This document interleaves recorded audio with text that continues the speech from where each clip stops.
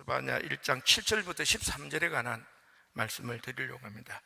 제목은 여호와의 희생의 때라는 제목을 가지고 여러분에게 전해드리려고 하는데, 일단 이 말씀이 마지막을 전하고자 하면 1절부터 말씀이 또 연계가 되어야 되기 때문에 잠깐, 지난주 말씀 다 기억하시죠? 지난주 말씀이 어떤 말씀이냐면, 하나님께서 요시야 왕 때 초기죠. 하나님께서는 스바냐라는 히스기야 왕의 4대손 이 왕족을 통해서 임박한 여호와의 날을 전가하기 위해서 스바냐를 택해서 말씀하신 내용이 스바냐 1장부터 시작되는 말씀이다, 이렇게 말씀을 드렸습니다. 하나님께서는 특별히 1장 1절부터 6절 통해서 사람 및 짐승, 새와 바다의 고기를 진멸하는 엄청난 심판을 예언하셨고요, 그 이후로는 왜 이렇게 하나님께서 남유다 왕국 이스라엘에게 이렇게 비참한 엄청난 심판을 예고하시고 그에 대해서 말씀하시냐면, 이들이 바알을 숭배하고, 바알 숭배하면 안 되죠. 애굽에서 인도에 내서 그 가나안 땅에 살게 하신 분이 하나님이신데, 그 하나님을 배신하고 바알을 믿는다는 것 자체는 이거는 용납할 수도, 이거는 있을 수도 없는 일인데, 바알을 숭배하고 해와 달과 별들을 숭배하고 혼합신앙으로 변질되고 마지막에는 여호와를 배교하기에 하나님은 이들을 심판하실 수밖에 없었다고 말씀을 하고 있습니다. 이제 하나님은 7절 말씀에서 하나님은 이제 말씀하기에 잠잠하라, 7절 이렇게 주 여호와 앞에 잠잠할지어다 이렇게 말씀합니다. 이제 하나님이 말씀하시니까 이 말씀을 들으라는 거죠. 그죠? 들으라. 하나님께서 이제 여호와의 날을 심판하시기에 이제 이스라엘 백성들이 희생의 제물이 된다는 거예요. 즉 바벨론이, 오늘 말씀해 보면 여호와께서 7절 희생을 준비하시고 그 청할자를 구별하셨다라고 말씀하시는데, 이스라엘 백성이 희생의 제물이 되고 바벨론이 이스라엘을 공격하여 완전히 파괴할 것이다, 이렇게 말씀하고 있습니다. 이때 이 파괴될 때 파괴되는 상황을 이제 오늘 말씀해 주시는데, 어떤 말씀이냐면, 이 희생의 날에 이스라엘 백성들이 심판에 의해서 파괴될 때 가장 많이 파괴되는 사람들이 있고, 그 다음으로 파괴되는 사람들이 있고, 그 다음으로 마지막으로 파괴되는 파괴의 정도가 틀리다는 것을 오늘 말씀하시는데요, 그게 뭐냐면 그 8절 말씀해 보면, 여호와의 희생의 날에 내가 방백들과 왕자들과 이방인의 옷을 입은 자들을 벌할 것이며, 이렇게 말씀하고 있습니다.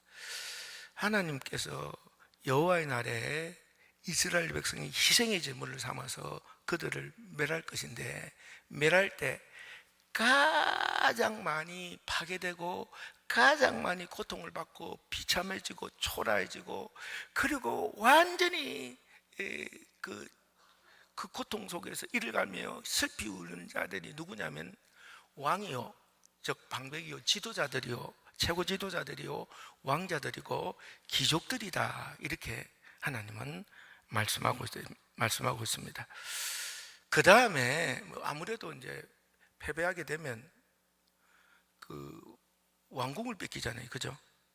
왕궁을 뺏기고 그 왕궁에 금은 보화들이 얼마나 많겠어요, 그죠?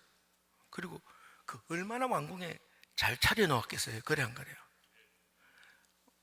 왕에 대해서 모른다고요? 그러면 여러분 좀 생각해 보면 될 거 아니야. 집에 살면 집 한 채 이렇게 원룸을, 아무 때나 원룸을 사고 투룸을 사고 집을 사고 전세를 살면 어쩐지 있어야 뭘 할 거 아니에요. 그리고 그거 그냥 텅 비게 내버려도 뭐 냉장고라도 있고 그냥 그래요. 뭘 넣어야 될 거 아니에요. 그 다음에 뭘 좀 장식하기 위해서 달고 안 달아도 돼. 그래도 그 집을 어쨌든지 좀 꾸밀 거 아니에요. 또 편안한 잠을 자야 되니까 뭘 어쨌든 편안한 잠을 자기 위한 여러 가지 제도들을 사야 될 거 아니냐고. 그러니까 없는 사람은 싼 걸, 뭐 있는 사람은 좋은 걸, 편안한 걸. 그거 이렇게 왕들은 뭐 그게 정리되지 않는 그 위에 어마어마한 것들을 사서 집어야 할 거 아니에요. 그렇게 이제 넣고 좋은 옷을 입고, 그죠? 편안한 잠을 자고 그리고 좋은 음식을 먹고 그럴 거 아니에요. 그러니까 저기 침입을 해서요, 성을 뺏으면 성이 뺏겨요. 그렇죠? 돌려준다고? 빼앗을 거 아니에요. 그죠? 그 안에 있는 모든 걸 다 빼앗을 거 아니에요. 그죠? 재물들을 빼앗을 거 아니에요. 그죠? 왕자들은 어떻게 하겠어요? 다 죽여버려야죠. 아내와 공주들은요, 빼앗아 탈취하겠죠. 그죠? 그죠? 그리고 자기는 그 모든 것을 보고 초라하게 비참하게 죽어야 되는 거 아니에요. 그러니까 이들이 가장 많은 피해를 보고 그 여호와의 희생 때 가장 많이 부끄럽고 초라하고 비극적이고 고통스럽고 괴로운 처지에 놓이게 된다는 것을 말씀하고 있고요. 그 다음으로는 어문, 제2국에 살던 사람들이라고 말씀하고 있습니다. 자, 나 여호와가 말하노라. 그날에 의문에서 부르짖는 소리가, 제2구역에서 울음소리가, 작은 산들에서는 무너지는 소리가 일어나리라. 이렇게 말씀하시는데, 이 의문이라는 것은 생선이 들어오는 문입니다. 사실 뭐 딴 게 아니고 성이 있으면 문이 많을 거 아니에요. 그죠? 문이 많은데 성전 쪽에 가까운 게 뭐라고요? 미문, 그렇게 이야기했잖아요.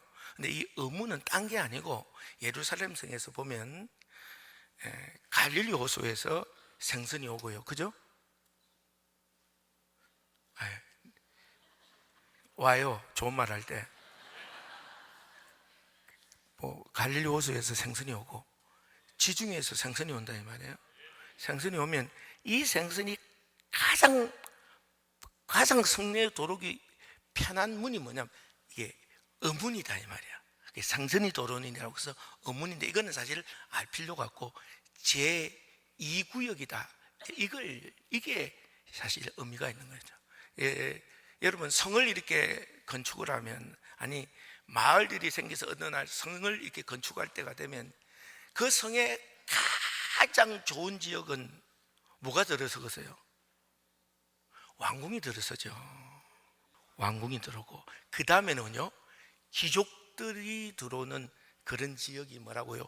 1구역이다 그 말이에요.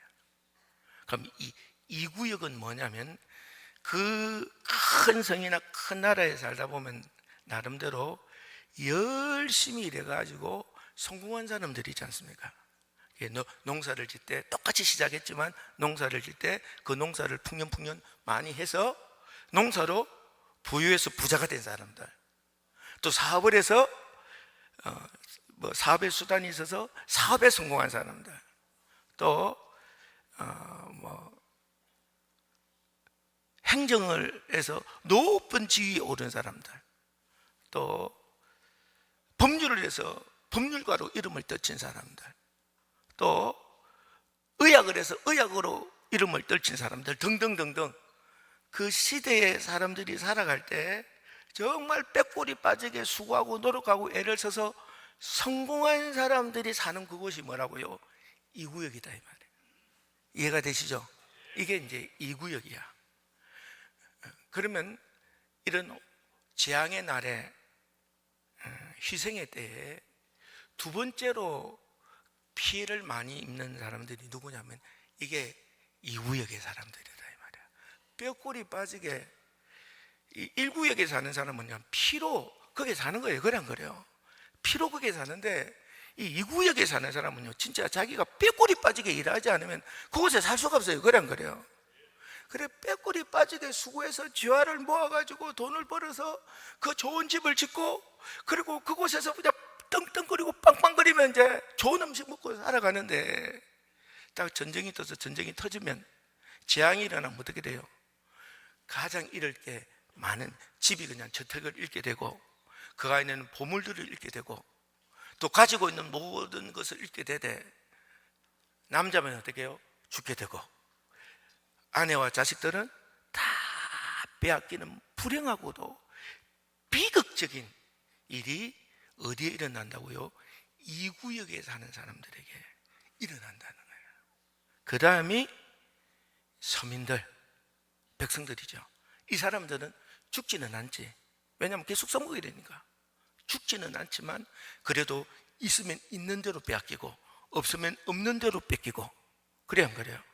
그리고 치욕을 받고 고통을 받고, 그리고 자기 아내나 딸들이 비참하고 처참한 자리에 놓이게 되는 것은 거의 동일하다 그 말이에요.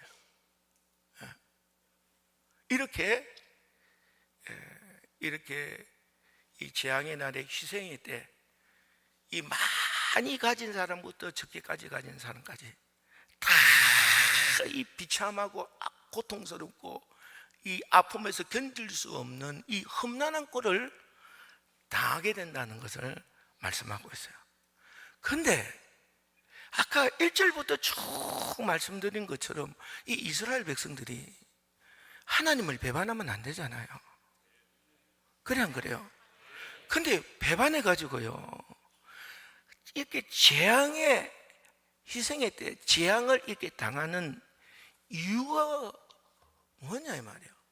그 이유를 12절에, 그때 내가 예루살렘에서 찌꺼기 같이 가라앉아서 마음속에 스스로 이르기를, 여호와께서는 복도 내리지 아니하시고 화도 내리지 아니하시니, 이렇게 생각하기 때문에, 이런 믿음을 갖고 있기 때문에 이런 비극적인 패망의 때에 모든 것을 다 뺏기는 비극적인 고통의 사람으로 되어진다는 거예요.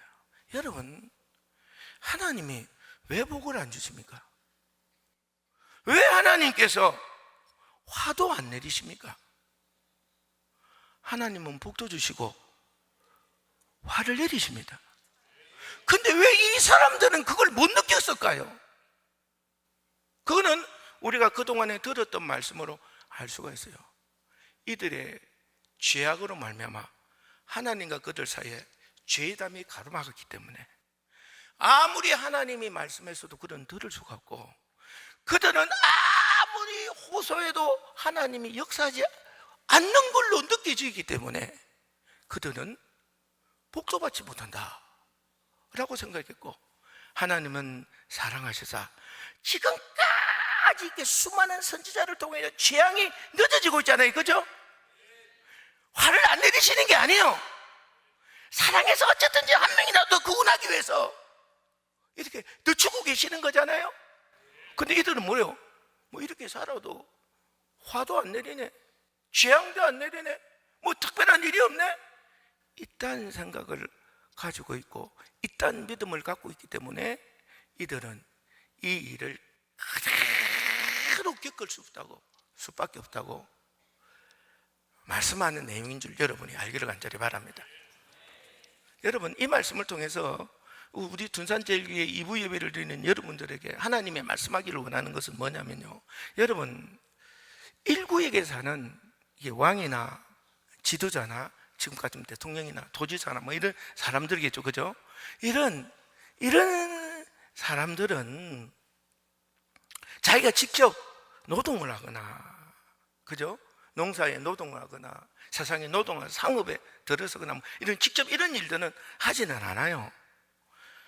직접 이렇게 서민들이, 그 2구역에 있는 사람들, 서민들이 직접 일한 그것에 얼마간의 세금을 가져가는 거죠.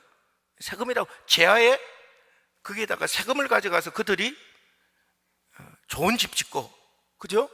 편안한 살고 왕궁을 치장하고 그 저택들을 치장하면서 좋은 음식 먹으면서 그 호화호식하며 누리는 건 아닙니까? 근데 우리가 그들이 그렇게 못 누린다는 걸 모르는 건 아니에요. 근데 그건 어쩔 수 없다고 생각해. 근데 그들은 그렇게 먹되 그들이 하는 일이 있어요. 그게 뭐냐면 그 성을, 그 나라를 보호하는 일을 해야 돼. 국방이나 치안이나 하는 것을 통해서 그 성을 보호해야 돼. 이 보호하지 않으면 자기 것부터 시작해서 모든 것을 다 뺏기기 때문에 연구를 하고 어떻게 하면 이 성을 보호할까? 그래서 이 보호하는 역할을 해야 되고요. 그 다음에 그 성이 부패되지 않도록 해야 돼. 여러분, 외적에 침입을 하면요, 이 내부는 똘똘 뭉쳐요. 이해가 됩니까? 그래서 막 지도자들이 전쟁을 일으키잖아요. 이유는 사실 그렇습니다. 안에서 말이 없어서 불평하는, 왜냐면 전쟁을 이겨야 되니까. 그래 안 그래요? 그래서 근데요, 이 내분이 일어나지 않습니까? 안에 내분이 일어나지 않습니까? 그러면요, 전쟁에 패할 수밖에 없어요. 저도 어떤 일을 당하보면 무슨 일이 나면 밖에서 뭘 하면 똘똘 뭉치는데 안에 내분이 일어나면요, 바깥에서 쳐들어온 것보다 더 큰 희생이 일어납니다. 그래서요, 이 내분이 아니라, 여러분 알다시피 고구려라는 우리나라에 어마어마한 제국이 있었는데 수나라에 100만이요, 당나라 어마어마한 대군이 다 쳐들어와도요, 그 고구려를 못 무너뜨려요. 그만큼 어마어마한 나라가 고구려였어요. 근데 그 고구려가 영계소문 이후로 당나라에 망해. 왜? 내분이 일어나니까. 망하는 거야. 그러니까요, 이 내분이 일어나지 않도록 지도자가 해야 될 게 부패를 막아야 돼. 부패하면, 정직하지 않고 막 썩으면요, 내분이 분명히 일어나게 됩니다. 이걸 막아가야 되고요. 그 다음에 이 성이 그냥 편안하게 문제없이 그냥 안돈하게 살아가는 것이 목적이 되어서는 안 돼. 왜? 우리는 그렇게 살지만 다른 성들이 어떻게, 다른 나라가 커지면 가만히 있겠어요? 싹 잡아먹지. 그래 안 그래요? 이 성이, 이 나라가 더 번성하고 발전할 수 있도록 역할까지 해야 이게 지도자다 이 말이야. 그래서 그 지도자를 훌륭한 지도자라고 하고, 그러지 못한 지도자는 무능한 지도자라고 하고, 그리고 먹는 거 입는 거 그것만 신경 쓰고 그 해야 될 일 안 하는 자들을 폭군이라 그러고, 그죠? 그렇게 이야기한다 이 말이에요. 뿐만 아니라 제2구역에 사는 사람들은요, 이거 자기가 빼꼬리 빠지게 일해서 이게 이룬 거잖아요. 그죠? 빼꼬리 빠지게 수고하고 노력하고요, 이게 이루었다고 이제 나는 안전해. 안 돼. 이게 조금만 나와버려두면 다른 세력이 일어나서 자기는 또 그 지역에서 쫓겨나야 돼. 그러니까요, 죽을 때까지 열심히 맡은 그 일에 열심히 살아야 그것을 누리는 사람들이 이 구역에 사는 사람들이다 이 말이에요. 그래서 자기는 자기 먹을 거, 이 사업의 성공을 위해서 자기 자식을 열심히 먹이고 잘 살게 하는 데만 천념해서 수단과 방법을 가리지 아니하고 죄라도 타협해서 그래도 막 하려고 할 때 부패가 일어나가지고요, 그 공동체가 내분이 일어나지 않습니까? 어쨌든 지는 열심히 살아도 다 뺏겨. 그래서 그 삶의 자리에서 자기들이 해야 할 일에 대해서는 해야 그 공동체가 어떻게 해요? 제대로 유지가 되고 발전이 되고 부패를 망하지 않는다 이 말이에요. 사랑하는 여러분, 하나님이 이 말씀을 통해서 우리에게 말씀하고자 하는 것은 뭐냐면, 우리는 그리스도인들 아닙니까? 예수를 믿는 사람들이다 이 말이에요. 예수를 믿는 사람들이라는 것은 교회를 다니는 사람들을 밖에서 예수를 믿는 사람이라고 하지만 실제로 그 사람은 교회를 다니는 사람이지 예수를 믿는 사람은 아니에요. 그죠? 우린 경험해서 알잖아요. 예수를 믿는 사람은 성령이 임한 사람이야. 진짜 성령이 임해서 하나님의 계심을 경험한 사람, 성령으로 인하여 예수 그리스도의 보혈의 피로 제가 사해졌음을 경험하고 죄 문제가 해결됐음을 경험하고 예수를 붙들 때 죄로부터 극복할 수 있음을 믿는 사람, 그 사람이 예수 믿는 사람이고, 이 삶이, 이 세상이 먹고 사는 것이 전부가 아니라 천국 가는 과정이다, 이렇게 믿고 살아가는 사람이 뭐라고요? 기독교인이다, 그 말이에요. 그럼 기독교인은 뭐예요? 이 세상을 살아갈 때 우리들의 세상에 살아가는 삶의 자리에서 그들이 해야 할 일이 있듯이, 우리 기독교인은 이 세상을 살아갈 때 하나님이 우리로 하여금 이 큰 은혜를 주신 사명이 있다, 이 말이에요. 여러분의 자리에서 다 사명이 있어. 예수로 인한, 성령으로 인한, 예수로 인하여 살아낸 나의 삶에 사명이 있다, 이 말이에요. 이 사명을 잘 감당하고 살아야 돼. 아멘. 잘 감당하고 살아야 돼. 근데 실제로 그게 우리의 삶의 자리에서 내가 살아가는 삶의 목적이 되어야 되는데, 이스라엘 백성들도요, 그 자리에서, 그 삶의 자리에서 그 사명을 감당해야 되는데도 불구하고 하지 않고요, 물질에 마음을 두고요, 그죠? 잘 되는 데에만 관심을 두고요, 그죠? 그래서 그저 하나님 믿는 척하면서 여전히 안 믿는 짓 하면서 마지막으로 내 편한 대로 내 마음대로 살겠다고 막 야단했다는 거 아닙니까? 그래 안 그래요? 왜? 하나님은 복도 안 주시고 하나님은 징계도 안 하시니까 뭐 이 세상에 살아가면서 뭐 걸릴 게 뭐 있다고, 내 하고 싶은 대로 하고 살자, 그렇게 됐다는 거 아니에요.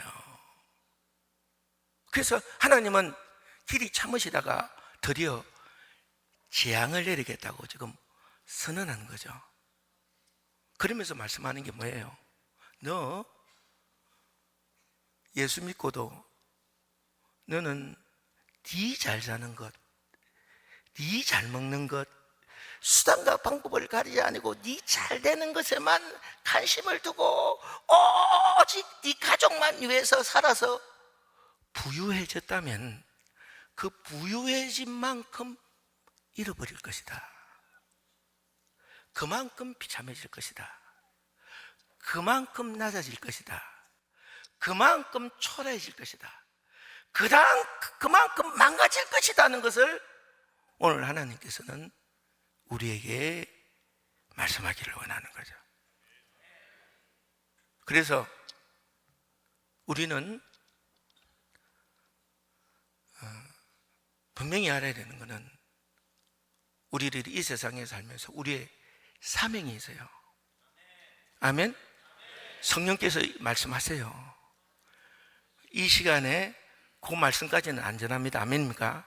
그러나 여러분 마음속에 하나님이 여러분이 어떻게 살아야 되고 어떤 역할을 해야 되는가, 이 공동체를 위해서, 이 공동체를 위해서 진짜 하나님의 뜻을 이루기 위해서 내가 하나님이 주신 은혜를 갖기 위해서 무엇을 해야 되는 것인가, 여러분들에게 하나님이 뜨겁도록 주신 감동들이 있으리라 생각해요.